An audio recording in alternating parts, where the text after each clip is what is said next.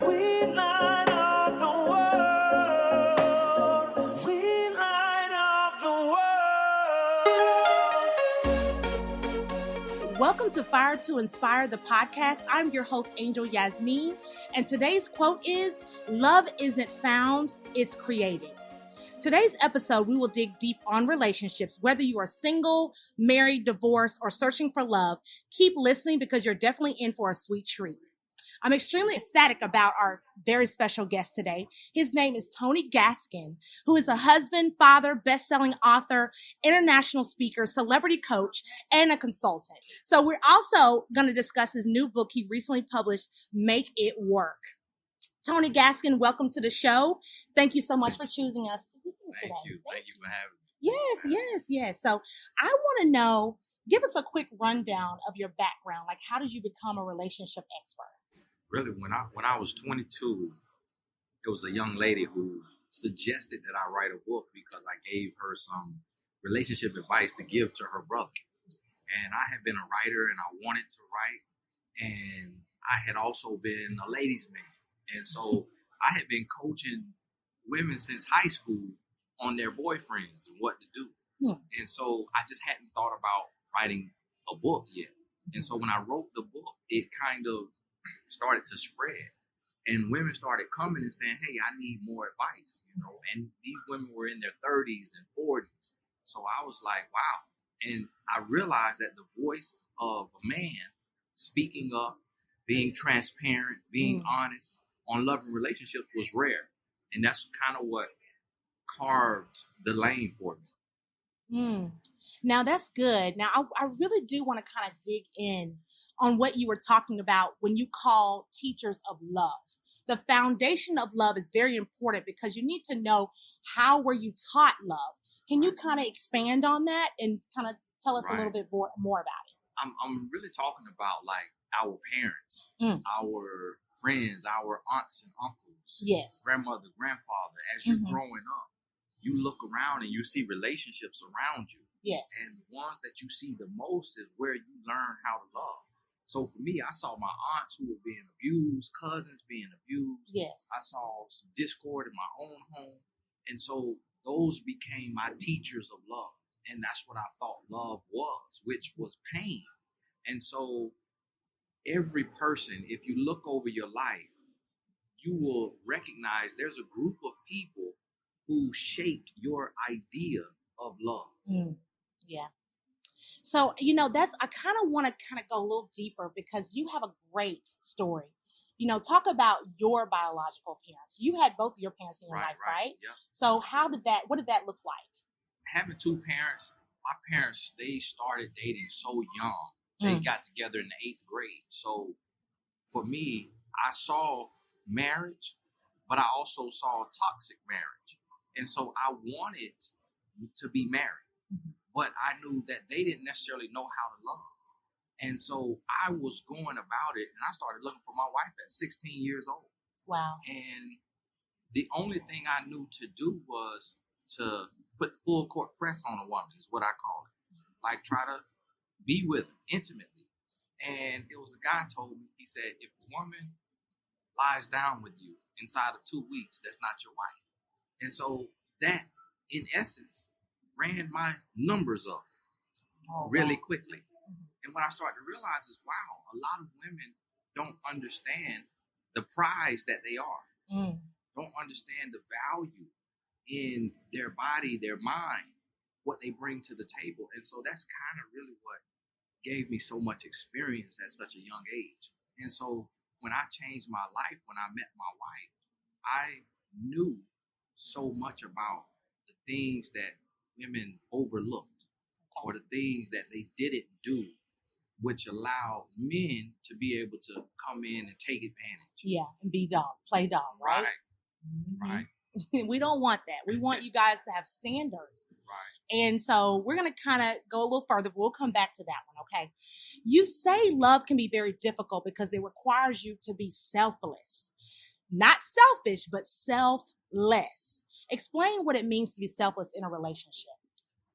It means that you are loving from your heart, and you're loving because it is your duty.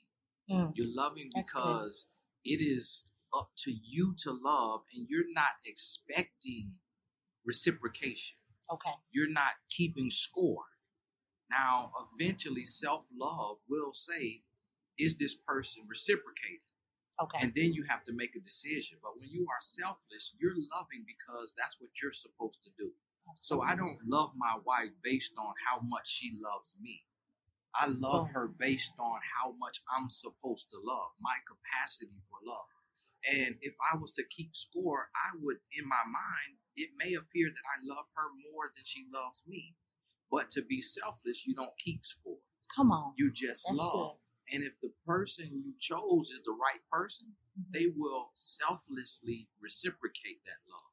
Absolutely. And so that is what I mean by loving selfless. Wow. And when do you think unconditional kicks in? Unconditional love? Because I think that's a key. Is that just a word we throw around, or is that a true thing? Well, it's a word that is often misused. Okay. Because inside of a relationship, there are conditions. Okay. So if you love someone, you may have to leave them, but you may still love them. So your love is unconditional, but the relationship is conditional. Okay. So inside of a relationship, there should be no cheating. There should be no abuse of any form. So those are conditions.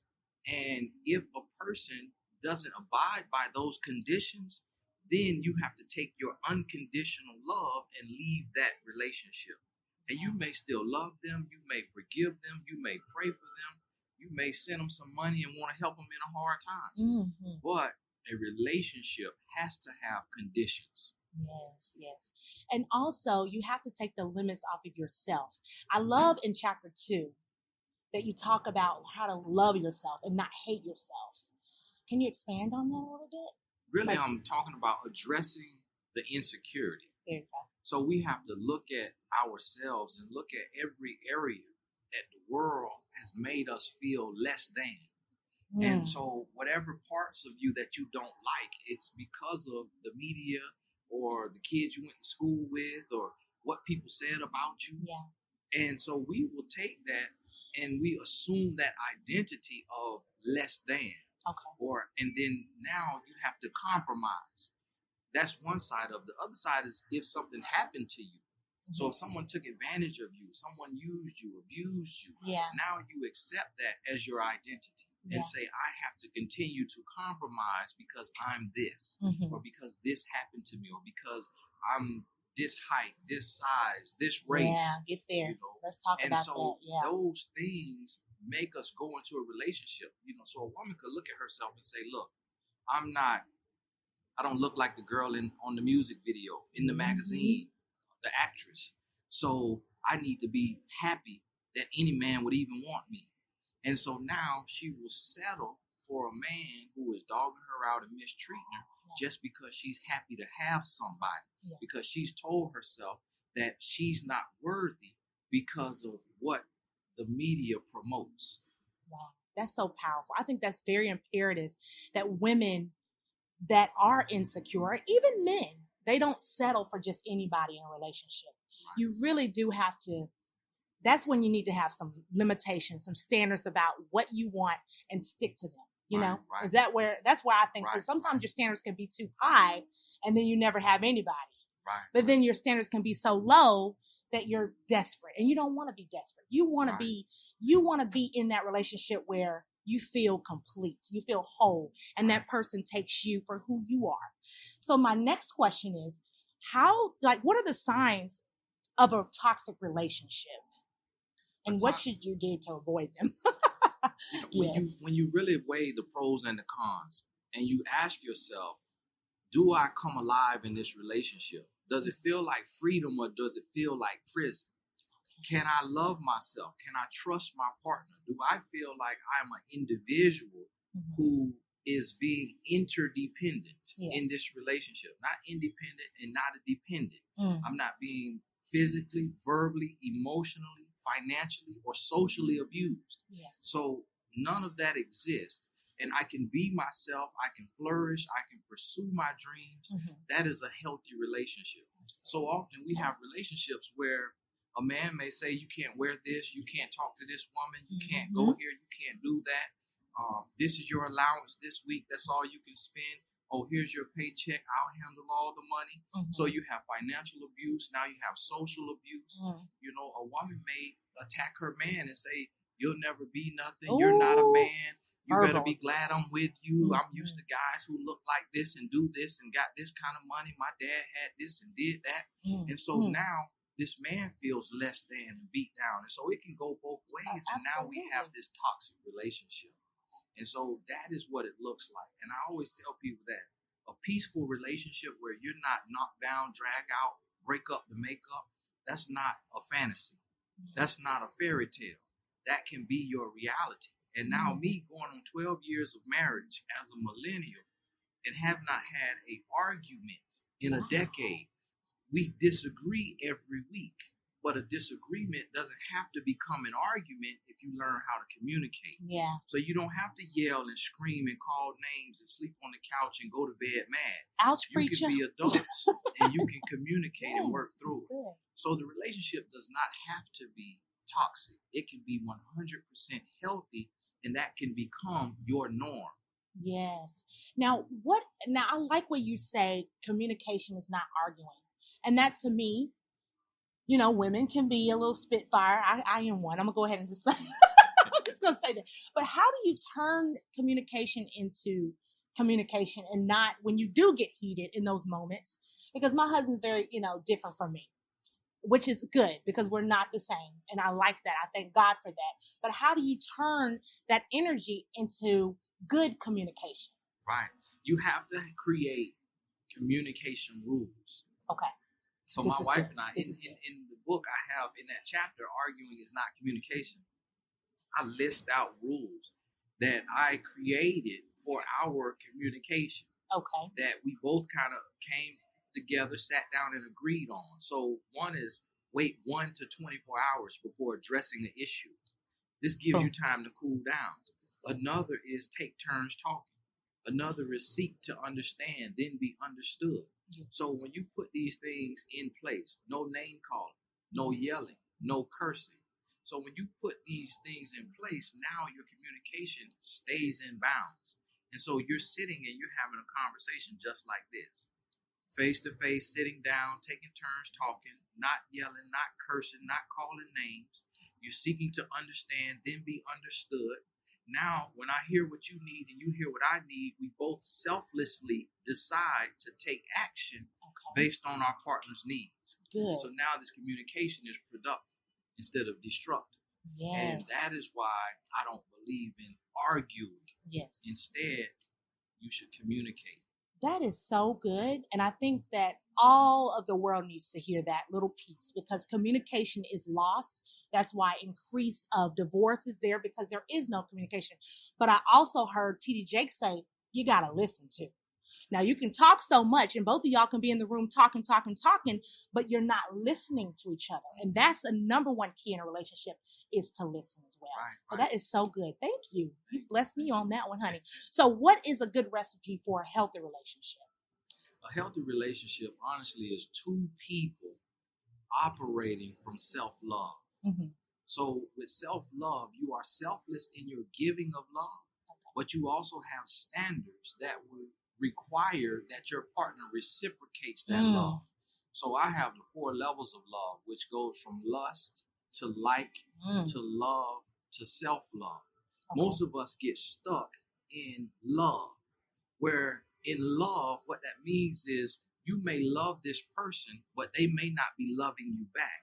But yet you stay and you call that relationship love. But when you have self-love, now you love yourself enough to where if they won't respect you, if they won't be faithful to you, now you know what? I got to pull back. I got to love me. And so when both people step into self-love, now there's a mutual respect because now she knows that I will leave if she disrespects me. And I know that she will leave if I disrespect her. And we're operating from self-love. That's so good. That's so good. So now we're going to read a few questions from our audience at Fire to Inspire. And I thank you guys for participating in this because I want it to be about you all. We all want to learn. We all want to, give you our tidbits, but we wanted to know a few questions from you guys. So if you don't mind, we're going to ask a few questions. From B Beat Cosmetics, she would like to know, how do you properly prepare for a relationship? To properly prepare, you have to consume knowledge. At no point in school did we take Love 101. So you have to find the resources, whether that may be the Holy Bible, whether it may be a self-help book like Make It Work, an online course, a seminar, sitting talking with one of the elders, your mother, your father, grandmother, grandfather. Yes. You have to consume knowledge of what a real man is, what a real woman is, what a real relationship is. What does marriage look like, and what is a healthy marriage? So now when you get this knowledge, you're able to set your standards based on what you know. This knowledge truly becomes power when you apply this knowledge. Yes. And when you know what you want and you know who you are, you know what it looks like when you see it. Yes. But if you have no knowledge, you won't recognize the red flags. So a man may come and have a whole list of red flags, but unless you have knowledge and understanding, you will ignore all of those red flags, and now they show up 2 years down the line, and you're suicidal or homicidal because you didn't have the knowledge before going in. Wow, that's good. So now we're going to go to Anna. She wants to know, how do two people apply patience to the relationship and how to remain faithful when the fire is low? That's a good question. Your patience has to be coupled with production. So there's a difference between potential and production. So if a person is not making progress, then you should not have patience with a person who refuses to grow. So that's the key. A lot of times we are patient with people who are not progressing. They're not trying to be better. They're not trying to change. They're not trying to grow. And so that is what you have to do. And when you feel at a point that you cannot be faithful due to the condition of the relationship, that's a clear sign that you are in a dead relationship. Ooh, did y'all hear that? Dead. We don't want to be in dead relationships. You got to move on. So poetically corrected wants to know, I want to get over someone who is cheating on me. And if so, is it possible to get over it while you're still being with that person? Because letting go hurts worse. Ooh, that's a toughie. Well, she fears the unknown, and she thinks letting go hurts worse. But actually, if you stay with somebody who's cheating on you, ultimately the end result, you're suicidal or you're homicidal.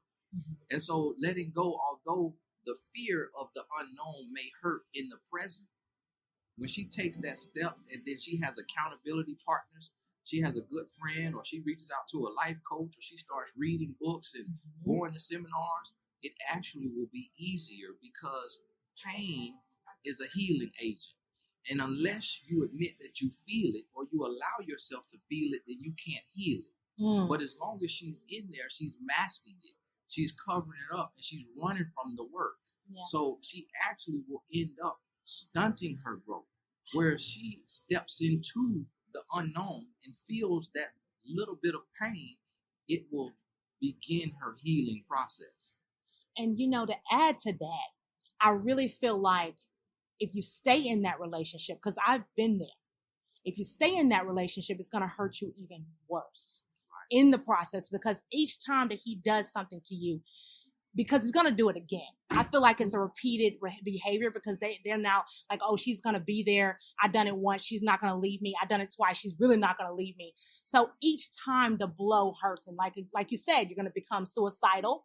You're going to lose yourself, or you're going to be homicidal. You don't want those things. So it gets toxic at that point because now you're going to become angry. You're going to become bitter in the relationship, and you're going to want to kill the man. So I would just say, get out of that one. Crystal asks, what defines love and the measure of it? What kind of love do we need to have a successful, sufficient relationship? Really cannot put a full, complete definition on love because it's so great, it's so grand, it's bigger than all of us. And any mind that says it completely understands and can define love would be telling a lie. But what you have to know is what love isn't.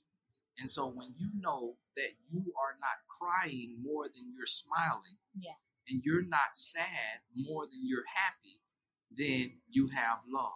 Yeah. If you start to feel more pain than you do praise and pleasure and peace, because peace is where your prosperity will be. And so that is when you know that you have love. You should never feel like a prisoner of love. It should feel like freedom. That's good.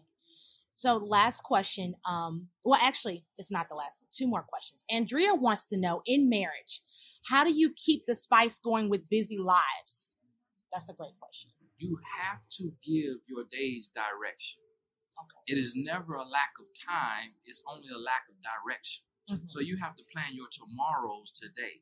And just like you plan a workout at the gym, a business meeting, you have to plan your dates and your quality time until it becomes second nature on your schedule. So if we schedule everything else, eyebrows, hair, nails, you have to make sure that you make time for your partner. And if you don't make time, then you won't have time. But if you take and you give your days direction, you'll realize that God did not make a mistake when he gave you 24 hours. That's really good. That was a good question. So this question is coming from someone who would like to remain anonymous. What do you do when your spouse does not want to have sex anymore? Is this a point in a relationship where I can decide to leave if they do not change? Well, because they don't want to cheat. That's what they say. The person doesn't want to cheat, Yeah, and the they don't spouse wanna doesn't cheat. want to sleep together. Yeah. Well, it is a personal choice. And if they don't want to sleep with you and you don't know why, then that could be the end of the relationship. But if they don't want to sleep with you and they have a reason, like if they're saying, "Hey, we're not married. I changed my mind. I want to be abstinent until marriage now," or if it's the other way around and just saying, "No, I don't want to do it," now that's a breakdown in your communication. Yes. But if you don't know why your partner doesn't want to sleep with you, then that's the problem in itself, and you don't even have a relationship. You have a situationship. Ooh. And that's when that is a red flag that's worth leaving over. Wow. That's good. So the last question is, what ignites you? What ignites the fire within you to do what you love today? Well, every day I feel like, throwing in the towel because it's so challenging to do what I do, to have this call, to be an anomaly, to be a man that is going against the man code, the man law, being open, being vulnerable, being transparent, being 100% honest, being a voice for millions of men, and having them know that everything I'm saying is the truth. But if they're not ready to confront the truth and grow and get in line with the truth, then I become a lie. And so carrying that torch and being that person, it's a heavy burden, because even your friends are not your friends, because your truth steps on the toes of even the people closest to you, because the truth requires change. So I have close friends who, their woman may say, "Hey, how does he know you but does not live by anything you teach? Why am I not being treated the way you treat your wife?" And it just goes to show that you can have friends, family, siblings who still cannot get it right. And so it kind of creates this sense of loneliness that almost like, man, is it just me and my wife want real love? Want to be happy and healthy without screaming, yelling, fussing, cussing, being selfish and jealous and insecure. And so in this world where self-hate is so prominent and promiscuity is so promoted, it's hard to have a traditional message that is conservative and Bible-based. So it's a tall order, and it's a high call. Yeah. And so I realize that I have to keep going with every person that approaches me and say, "You got me out of a toxic relationship.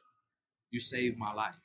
I may be walking through the mall, going through the drive-through, and I meet someone and they start crying.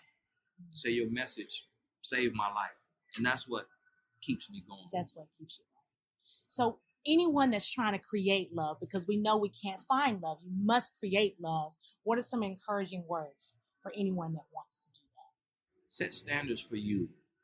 Work on you.